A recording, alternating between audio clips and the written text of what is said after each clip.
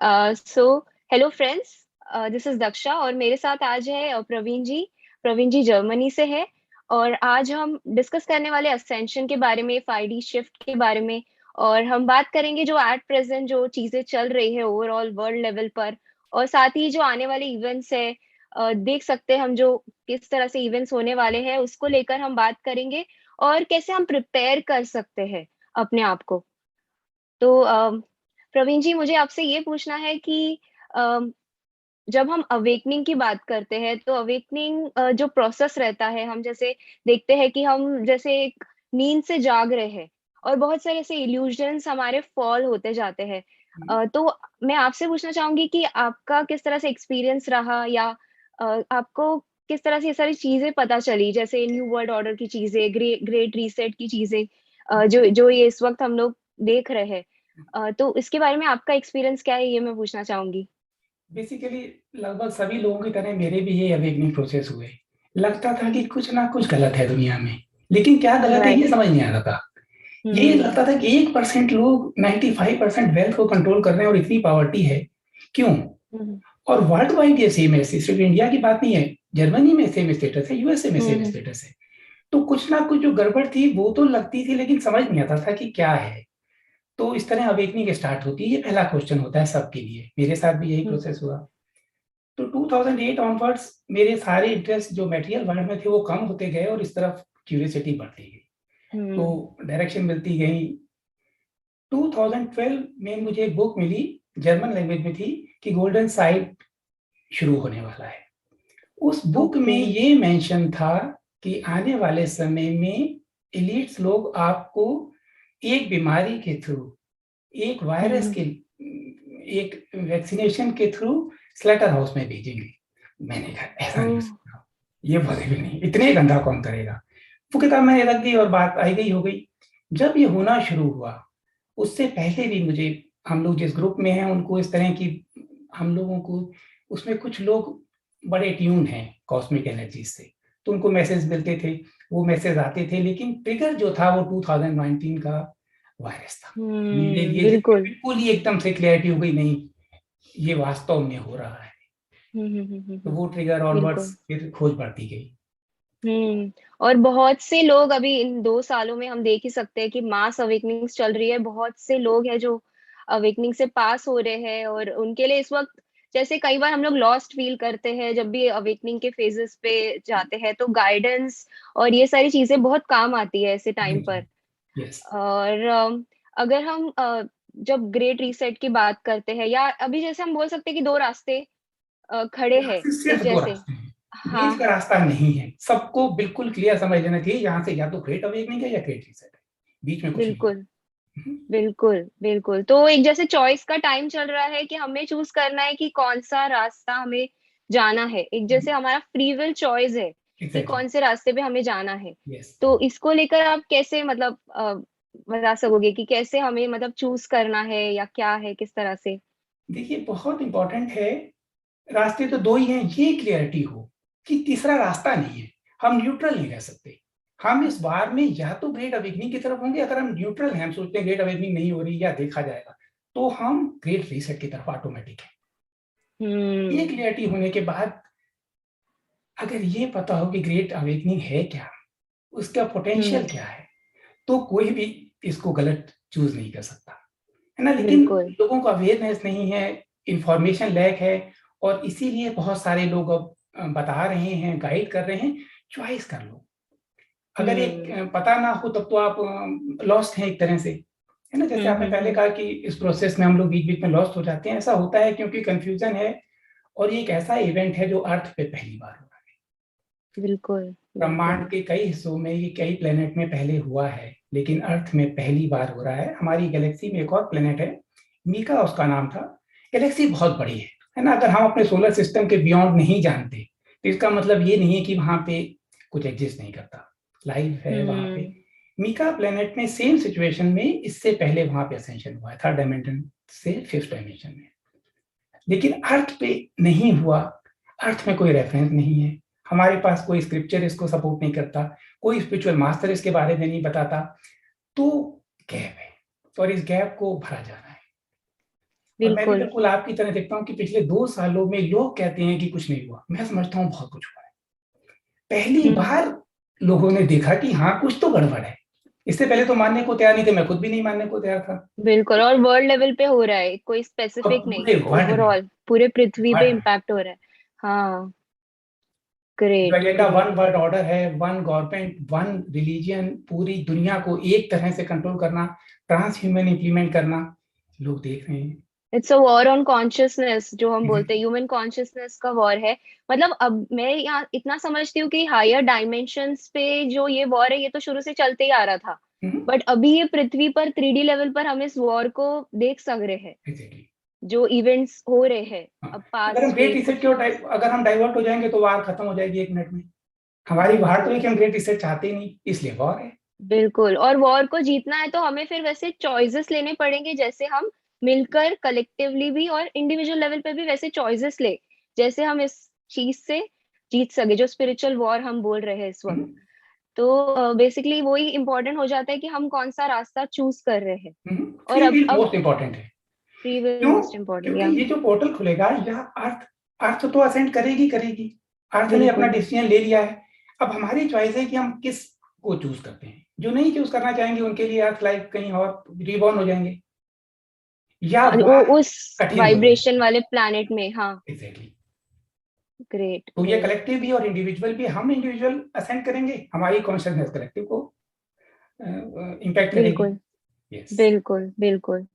और अगर हम देखें कि ओवरऑल जिस तरह से जो चीजें चल रही है, मतलब जैसे मीडिया इम्पैक्ट कर रही है इस वक्त, या ओवरऑल ऐसी चीजें, मतलब जैसे मास साइकोसिस का स्टेट रह रहा था, कि जैसे प्रोग्रामिंग चल रही थी बचपन में भी। अगर हम एजुकेशन सिस्टम देख रहे हैं, तो एजुकेशन सिस्टम तो जैसे एक जोक था, अभी हम लोग मुड़ के देखते हैं तो वो सारी चीजें जो बताई गई थी वो सुपर सुपर एडिटेड थी, जो यस। चीजें हम बचपन से कंप्लीट पढ़ते आ हिस्ट्री रहे जो हैं। है वो रॉन्ग है। बिल्कुल हाँ, लेकिन बिल्कुल। हमें मैनिपुलेट किया जाता है और हम मैनिपुलेट हो रहे हैं। एजुकेशन सिस्टम क्या चाहता है? गुलाम चाहता है।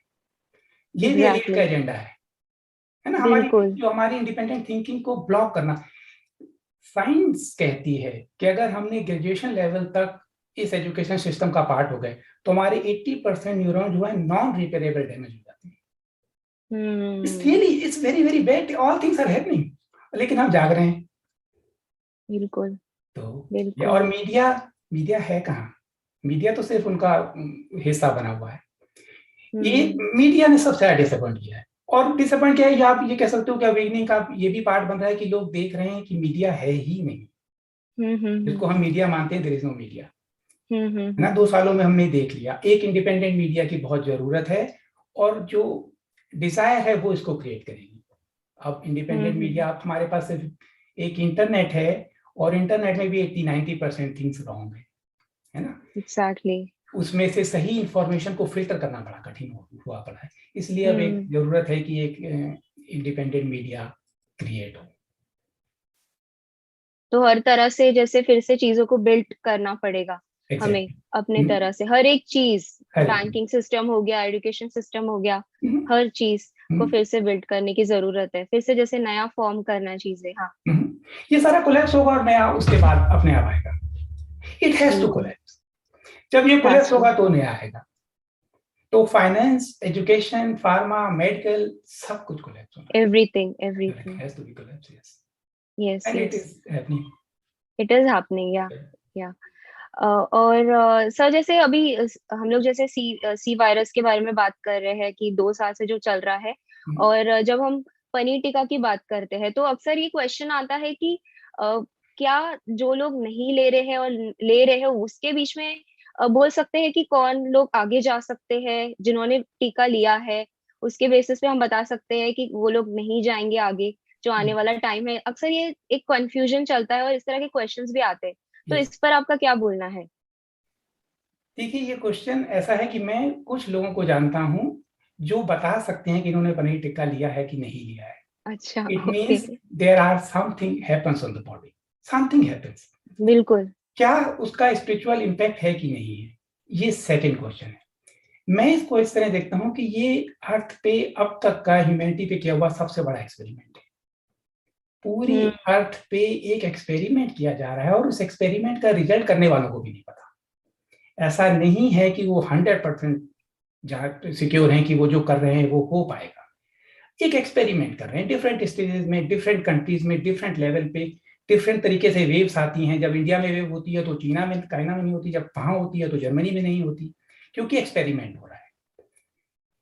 इस एक्सपेरिमेंट का एक उद्देश्य तो क्लियर है कि वो ग्रेट अवेकनिंग को रोकना चाहते हैं, ग्रेट रीसेट को इम्प्लीमेंट करना चाहते हैं। ग्रेट अवेकनिंग स्पिरिचुअल प्रोसेस है, तो अगर वो इसको रोकना चाहते हैं और वो रोकने में किस हद तक सक्सेसफुल होंगे, ये क्वेश्चन मार्क है।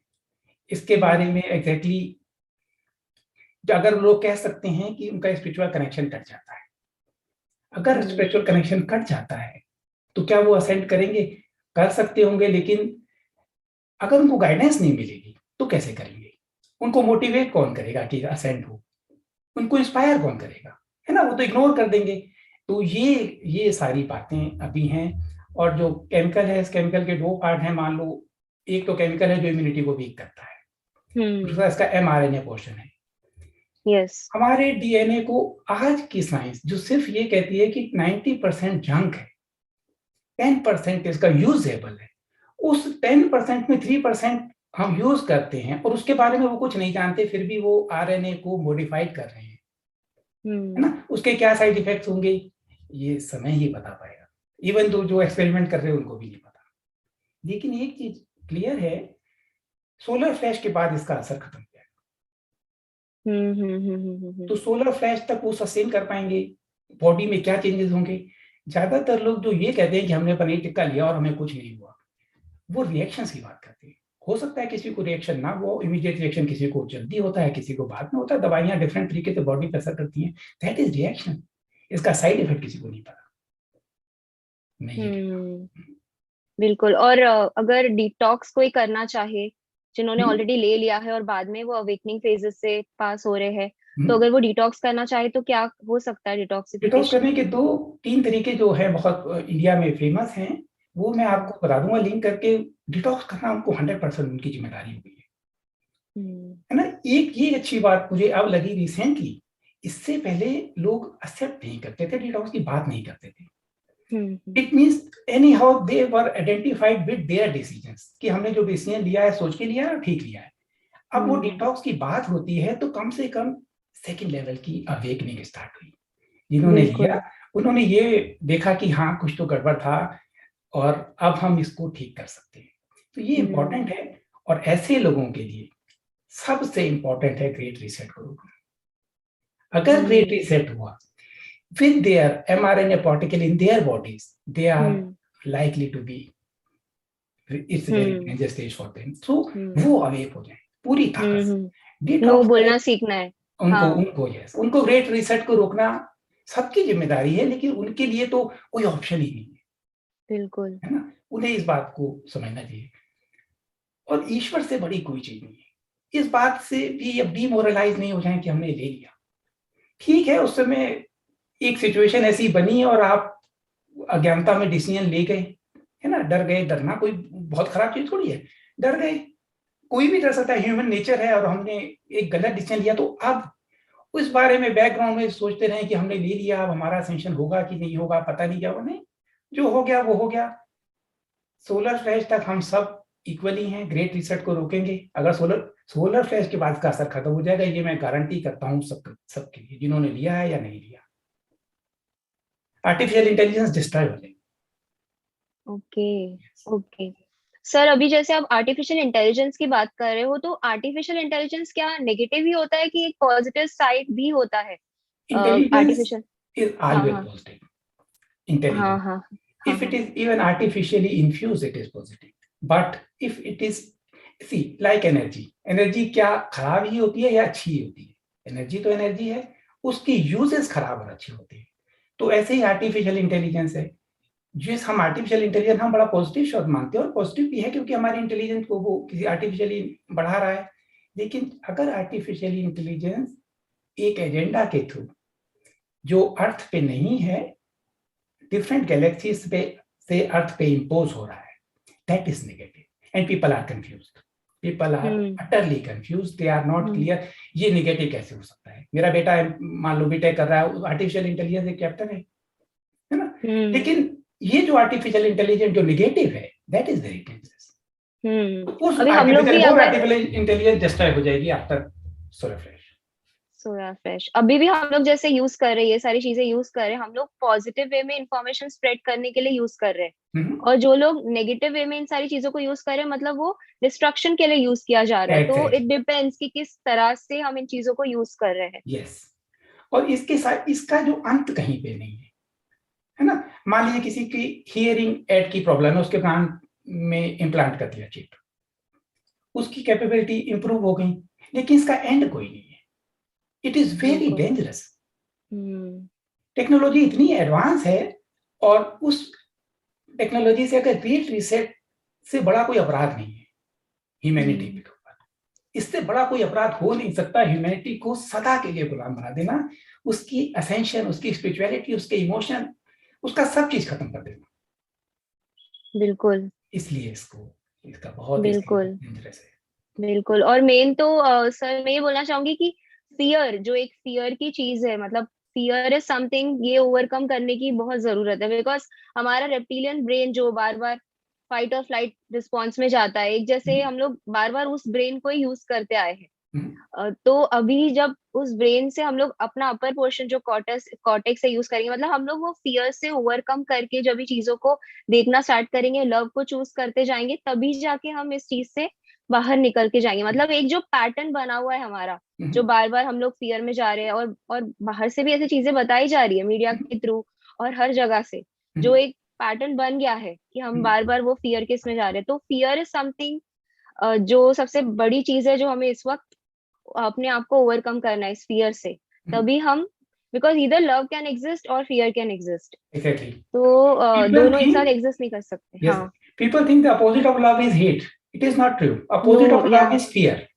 बिल्कुल। है ना। बिल्कुल। अगर मेरे कमरे में यहाँ पे मान लो कोबरा बैठा हुआ है, तो मुझे से डर के मारे तो मैं उसको प्यार नहीं कर पाता।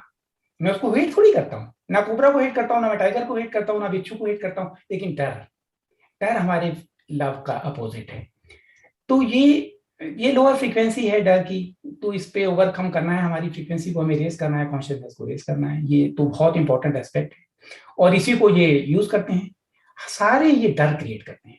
कोरोना का डर ही तो है, फूड क्राइसिस का डर क्रिएट करेंगे, फेक इन्वेजन का डर क्रिएट करेंगे। ये डर क्रिएट करते हैं। क्यों? क्योंकि डर के थ्रू ये हमारी फ्रीक्वेंसीज को लो कर देते हैं, और हमारा जो प्रोसेस लो हो जाता है। तो तरह तरह की चीजें हैं जो डर लेकर आ रहे हैं, तरह तरह के फॉर्म में, डिफरेंट डिफरेंट फॉर्म में अभी ये हो सकती है चीजें। तो ये मेन फियर ही है जिसको हमें ओवरकम करने की एग्जैक्टली। जरूरत है इस वक्त। हमारा सबसे इंपॉर्टेंट काम है अपनी फ्रीक्वेंसी को रेज करना है, और एक सर्टेन लेवल की फ्रीक्वेंसी रेज हो जाएगी तो वहां पे फियर एग्जिस्ट नहीं करेगा। बिल्कुल। बिल्कुल। Very true. और हम जैसे अभी सोलार फ्लैश के बारे में बात कर रहे थे, सो इस पर अगर आप कुछ बोलना चाहेंगे। अक्सर बोला जाता है कि द इवेंट, ये सोलार फ्लैश, अभी वैसे ही सोलार फ्लैश तो इस प्लैनेट अर्थ पे बहुत आ ही रहे हैं। अगर हम पिछले मंथ भी देखेंगे, बहुत सारे सोलार फ्लैश इस मंथ भी, अगर तो ये तो आ ही रहे हैं इस प्लैनेट अर्थ पे। तो इस पर अगर आप कुछ बोलना चाहेंगे कि ये किस तरह से रहेगा द इवेंट जिससे बताया जा रहा है। देखिए, अभी सोलर फ्लैश जो आ रहे हैं ये हमें प्रिपेयर करने के लिए आ रहे हैं। जिस दिन सोलर फ्लैश आती है, हमारे सेल्स एक्सपेंड हो जाते हैं और एनर्जीज को एब्जॉर्ब करते हैं, लाइट और और बॉडी एनर्जी में प्रोड्यूस करते हैं। सिम्टम्स, असेंशन सिम्टम्स भी बहुत से लोग यस, इस वक्त एक्सपीरियंस कर रहे हैं, यस। क्योंकि फिजिकल लेवल पे भी ये एनर्जीज इम्पैक्ट कर रही है। हाँ। एग्जैक्टली। ये हमें तैयार कर रही हैं उस एक ग्रेट इवेंट के लिए, जब रियली सोलर फ्लैश 2-3 दिन तक अर्थ पे आती रहेगी। तो उसकी प्रिपरेशन का पार्ट चल रहा है। ज्यादातर सबसे ज्यादा इंपॉर्टेंट, सबसे ज्यादा लोग पूछते हैं कब होगा इवेंट। ह्यूमन में क्यूरियोसिटी है, वो अपनी क्यूरियोसिटी के मारे कब होगा, कब होगा। इसके दो एस्पेक्ट हैं, प्लानिटरी अलाइनमेंट और एक required number of people awake हो जाए। एंड क्यों? क्योंकि अगर लोग अवेक नहीं होंगे, required number of people awake नहीं होगा, तो ये डेंजरस हो जाएगा। सिर्फ ये दो रिक्वायरमेंट है। इस रिक्वायरमेंट का वेट हो रहा है। इवेंट आज भी हो सकता है। हम इवेंट की बेल्ट में, रियली हम लोग उस बेल्ट में हैं कि इवेंट कल ट्रिगर हो सकता है।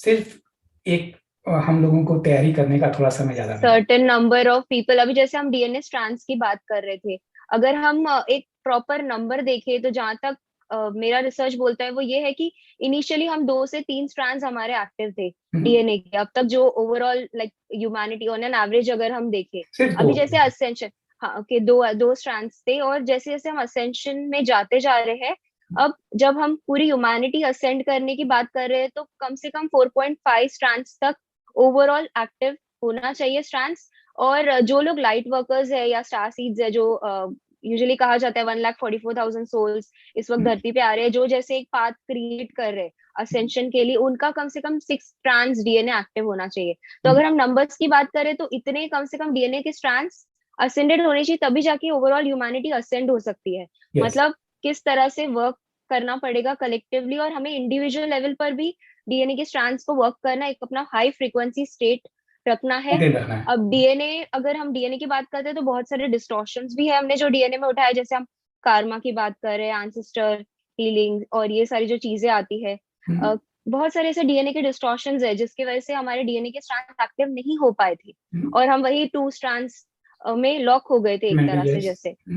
तो इस वक्त डीएनए एक्टिवेशन, या हम बोल सकते हैं कि ये असेंशन के लिए डीएनए के स्ट्रैंड्स एक्टिव होना जरूरी है, तभी हम वो सोलर फ्लैश इवेंट जो होने वाला है उसको हम ले पाएंगे, नहीं तो वो इवेंट को हम हैंडल नहीं कर पाएंगे अपने बॉडी में, क्योंकि एग्जैक्टली, अगर, उस इवेंट को हाँ, हैंडल करने के लिए ह्यूमैनिटी प्रिपेयर नहीं है, प्रिपेयर नहीं है, और एग्जैक्टली वो तो साइमल्टेनियसली चल रहे हैं प्रोसेस।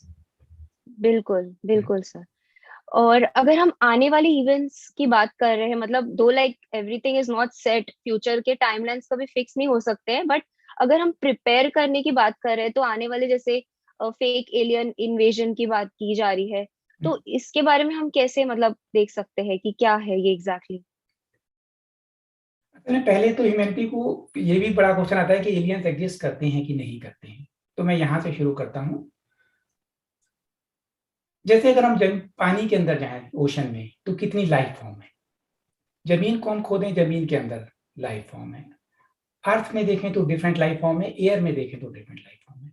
और अर्थ के अलावा इनर अर्थ, अर्थ को खोदने के अंदर नहीं, अर्थ के अंदर इनर अर्थ में कंप्लीट लाइफ फॉर्म है। हम पाताल लोक बिल्कुल। कहते थे। अगर इस सब जगह लाइफ फॉर्म है, तो क्यों इतने बड़े ब्रह्मांड में कहीं और लाइफ फॉर्म नहीं होगी? लाइफ हम्म। फॉर्म है, एलियंस कहो, ईटीज कहो, देव देवता हो, कुछ भी कहो, लेकिन लाइफ फॉर्म है। क्या वो सिर्फ अच्छी है या सिर्फ खराब है? जैसे अब हम लोग इंडिया में सोचते हैं कि जर्मनी डेवलप्ड कंट्री है, यूरोप डेवलप्ड कंट्री है, क्या वो अच्छा है कि खराब है? डेवलपमेंट अच्छा और खराब नहीं बताता। यहाँ पे भी डार्क फोर्स है, अच्छे लोग भी हैं। ऐसे ही ईटीज, अच्छे ईटीज भी हैं और खराब ईटीज भी हैं। जो न्यू वर्ल्ड ऑर्डर है, ये one world, one control, one manipulation चाहता है। इसीलिए पहले सी वायरस आया, पूरे दुनिया में सिर्फ एक बीमारी। अब जो अगर इनके plan A B C D, कई प्लान ये अपने साथ एक साथ तैयार रखते हैं। अब ये प्लान थोड़ा सा अगर वीक पड़ गया तो सेकंड प्लान इनका है fake alien invasion. That means aliens are bad, which is not true. सभी खराब नहीं हम्म। है। बिल्कुल। ये खराब एलियन, और हमारी मूवीज भी आप देखो, जितनी हमारी एक्शन मूवीज हैं उसमें एलियन को बहुत खराब दिखाते हैं। वो हम्म। हमारे अर्थ को गुलाम बनाना चाहते हैं। तो ये हम्म। एजेंडा हमारे माइंड में पहले से भी अनसर्टेनिटी का फियर है। तो एक टेक्नोलॉजी से पूरी दुनिया के डिफरेंट हिस्से में इतना रियल प्रोजेक्ट करना कि एलियन अटैक हो गया है, और उस हम्म। अटैक से बचने के लिए पूरी दुनिया की गवर्नमेंट फिर एक हो जाए, अकेले पॉसिबल नहीं है। ये वन वर्ल्ड ऑर्डर को इंप्लीमेंट करने का सेकंड फेक एलियन इन्वेजन है। क्यों? क्योंकि ये असेंशन प्रोसेस है, ये विदाउट गुड एलियंस पॉसिबल नहीं है। वहां से बहुत सपोर्ट आ रहा है। उस सपोर्ट को रोकने के लिए, एलियन को बैड डिक्लेयर करने के लिए, और अगेन फियर क्रिएट करने के लिए फेक एलियन इन्वेजन की बात है। मैंने कहीं जगह पढ़ा है कि वो टेक्नोलॉजी अभी अर्थ पे नहीं है, कि वो बिल्कुल रियली उनको प्रोजेक्ट कर पाए होलोग्राफिक, और एग्जैक्टली पूरी लगेगी बिल्कुल असली हो गया है। अब 2 साल की अवेकनिंग है, खाली टीवी की न्यूज से लोग नहीं मानेंगे, है ना। अवेकन पीपल के नंबर भी ज्यादा है, वो इमीडिएटली काउंटर अटैक करेंगे। तो इतना रियल इवेंट क्रिएट करने की टेक्नोलॉजी उनको प्रॉमिस तो है, लेकिन मुझे बताया गया कि अभी अर्थ पे नहीं है। बाकी मुझे नहीं पता कि इन बिटवीन टेक्नोलॉजी है कि नहीं है, लेकिन ये फेक एलियन इन्वेजन का प्लान है। ओके। अगर हम जान ओके। जाएंगे तो हम इस प्लान को काउंटर अटैक कर सकते हैं। Yes, it's not true, it is there so plan. Awareness, हाँ। अवेयरनेस स्प्रेड हो रही है, इस विषय पे भी हो रही है। ग्रेट। और दूसरा है फूड क्राइसिस, जो ऑलरेडी हम लोग वर्ल्ड में देख ही सकते हैं, ऑलरेडी क्रिएट किया जा रहा है नहीं, बट ये स्क्रिप्टेड। क्राइसिस का स्टेट या स्क्रिप्टेड है। तो इसके लिए अपने आप को कैसे प्रिपेयर कर सकते हैं, अगर आप इसमें कुछ बोलना चाहे तो? हाँ।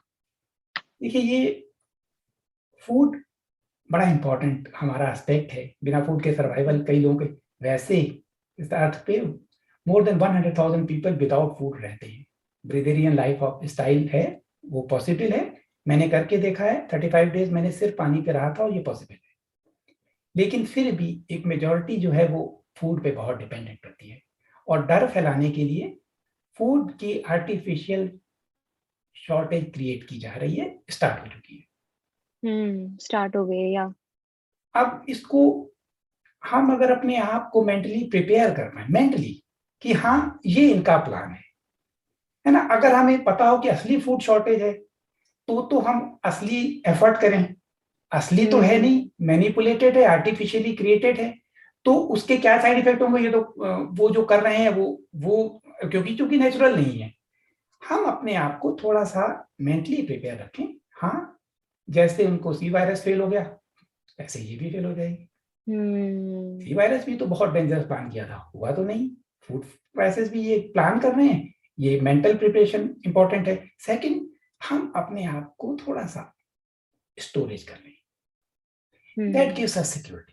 अगर हमारा कॉन्शियस सिक्योर है तो हमारे लिए इफेक्टिव है। 2 to 3 वीक्स का अगर हम राशन स्टोर कर सकें in case of survival, then it gives us security. I think it is very important, and most important is the water, because food shortage will be triggered at the time of blackouts. अगर electricity supply बंद हो गई और पानी साथ में बंद हो गया, तो अफरा तफरी बहुत ज्यादा मचेगी। वो उनका उद्देश्य है। तो अगर हम पानी, पीने का पानी और खाने का पानी ये कर सकें, और मिलजुल के सब एक दूसरे को, किसी के पास एक चीज है, किसी के पास दूसरी चीज है, शेयर करके ये टाइम निकाल सकें, then it will be good. और ऐसा भी है कि ये 10 डेज ऑफ डार्कनेस की जो बात होती है, ये it's very good. In this periods a lot of cleaning is going to happen on earth. Maybe some arrest, maybe some, I don't know what, but because of that, so वो अगर जब भी वो इवेंट क्रिएट करेंगे blackout, divine इसको convert कर देगी beneficial.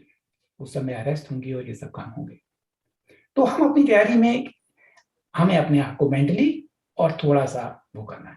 सबसे बड़ी बात है, मैं तो खुश होऊंगा जब ये इवेंट ट्रिगर होगा। Why? Because the events are coming closer, it is a sign, है ना। अभी तो हमको कब तक वेट करोगे? जितना वेट होगा उतना ट्रांजिट डिफिकल्ट होगा, ह्यूमैनिटी का पेशेंस कम होगा, है ना। तो ठीक है कि टाइम अगर ज्यादा है तो हमें प्रिपेयर करने का टाइम मिल रहा है, ये भी एक बात है। लेकिन इवेंट टाइमलाइन कंप्रेस हो चुकी है।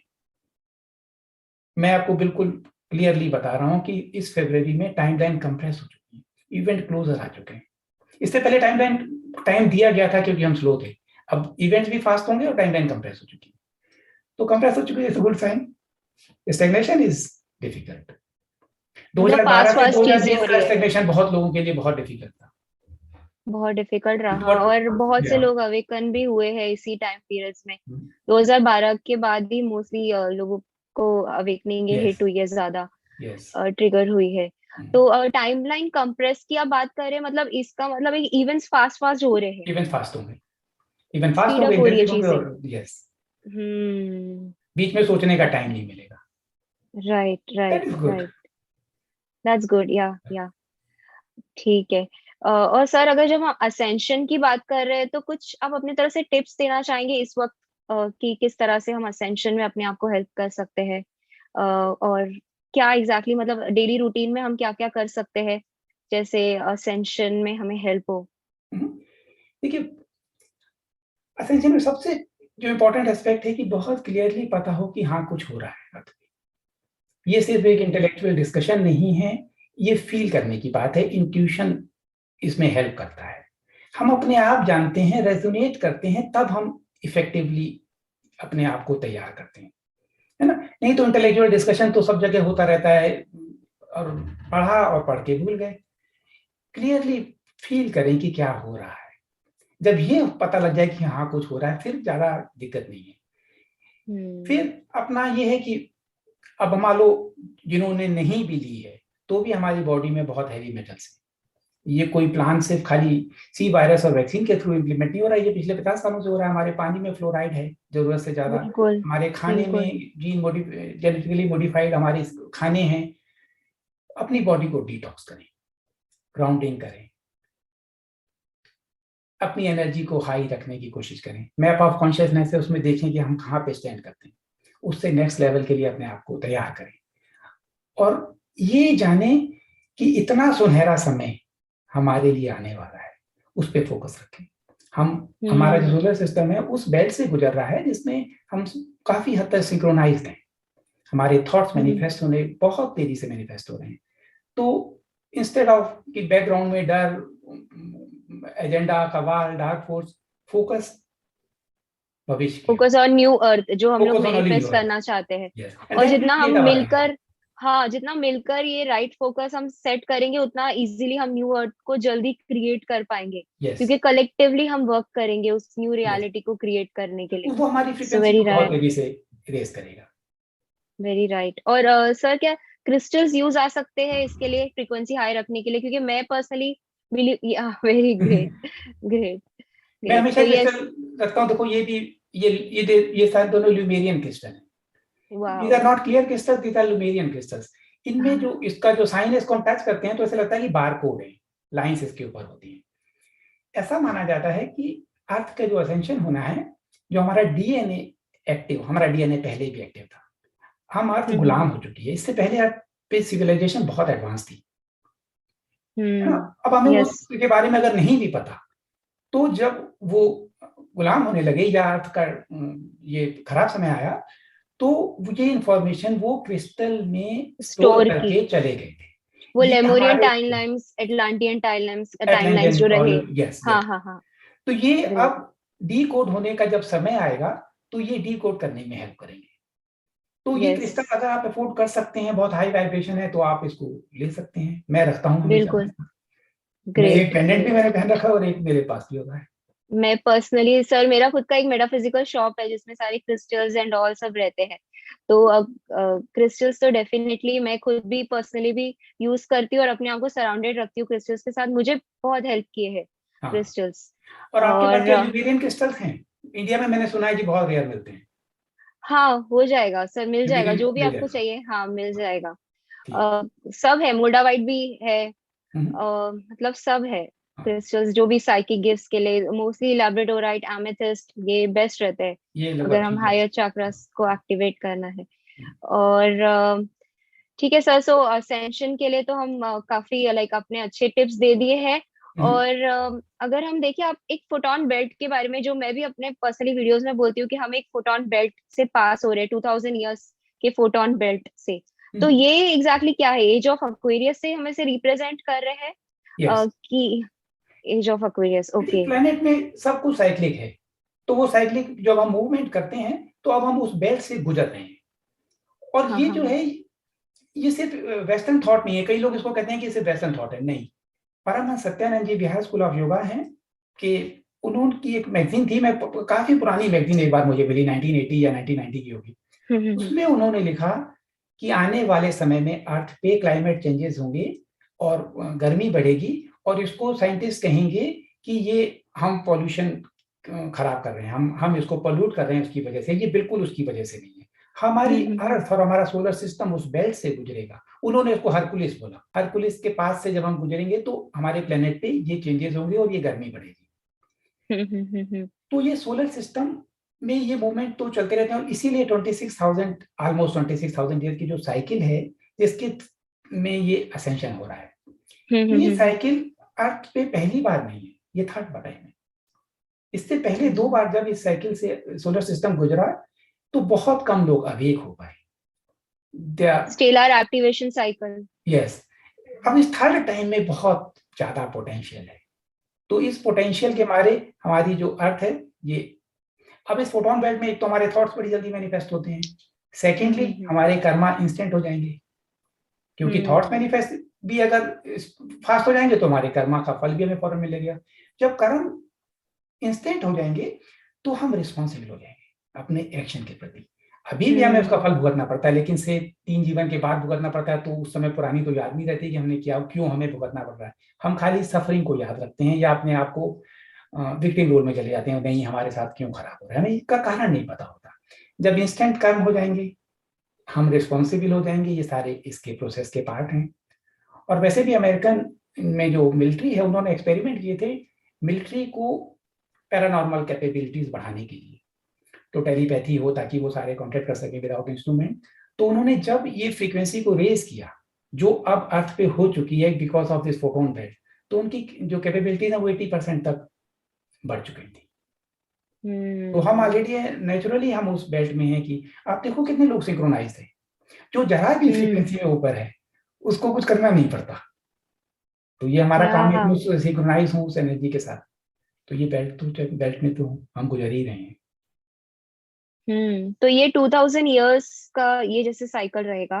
मतलब आप ऐसे बोल रहे हैं कि ये फोटोन बेल्ट से हम जब पास हो रहे हैं तो ये 2000 इयर्स का मतलब हम लोग गोल्डन एज हम बोल सक रहे हैं, या फिर कुछ लोग इसे अवेकनिंग बोल रहे हैं, जो मतलब वही है बेसिकली। ये फोटोन बेल्ट के फेस से इसलिए ये मास अवेकनिंग हो रही है, और पिछले 2 बार हमने अपॉर्चुनिटी मिस कर लिया है, अभी थर्ड टाइम पे हमें अपॉर्चुनिटी आ रही है, जो अब हम फिर से चांस मिल रहा है कि हम अपने आप को असेंड करके लेकर जाए। हमें इतना बड़ा चांस मिल रहा है, potentially all people on earth have a chance to ascend. Yeah. अर्थ के 8 खरब लोगों को पोटेंशियल है इस समय असेंड करने का, सिर्फ ये फ्री विल उनकी। और जो शायद आप 2000 ईयर की कह रही हैं, जो ये ब्रह्मांड की बड़ी साइकिल में 2000 ईयर में एक प्लेनेट में रहते हैं, फोटोन बेल्ट मुझे नहीं पता पूरे समय रहेगी या सिर्फ इस 36 ईयर की फोटोन बेल्ट है जो हमें असेंशन में हेल्प करेगी। और हम एक बार असेंड हो जाएंगे तो हम वैसे ही अपने मैनिफेस्टेशन हमारी इंस्टेंट हो जाएंगे। तो मुझे ये कंफर्म मैं नहीं कह सकता कि ये फोटोन बेल्ट 2000 ईयर तक एग्जैक्टली सेम रहेगी। Perhaps, see, there are many planets, many alignments. In these 36 years, all alignments are like this, that you are getting the light. After that, the remaining 1964 year हम तो ascend ही कर जाएंगे, तो उसकी जरूरत शायद ना हो।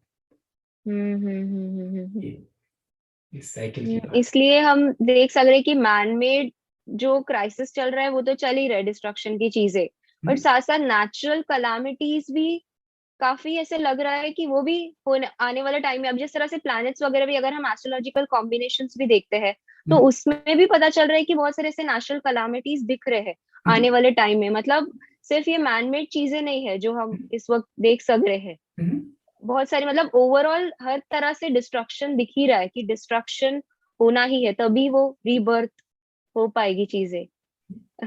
देखिए मैं इसको, है ना, अब पुराना तो गिर के नया बनना है, तो पहले तो पुरानी जर्जर बिल्डिंग गिरती है तो वो डिस्ट्रक्शन दिखती है, लेकिन अगर कंप्लीट पिक्चर दिखे तो बहुत सुंदर महल बनने को तैयार है।